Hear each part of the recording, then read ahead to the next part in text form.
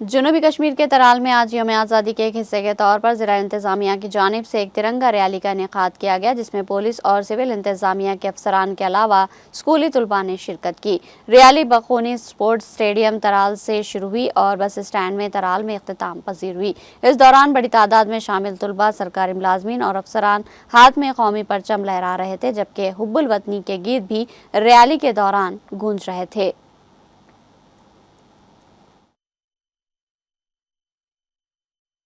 ये आज की जो रैली है, it's rally just to commemorate the patriotism of the country. तो इस सिलसिले में आप देख रहे हैं कि कितने यहाँ पे लोग जमे हुए हैं। We are going to make a march towards this तराल जो चौक है, वहाँ तक जाएंगे और ये एक हिस्टोरिक इवेंट है। आज जितने लोग आप देख रहे हैं यहाँ पे, कितने जो 15 अगस्त की तैयारियों में और जो हमारा जो आज़ादी का जो महोत्सव है, तो उसको कमेमोरेट कर रहे हैं।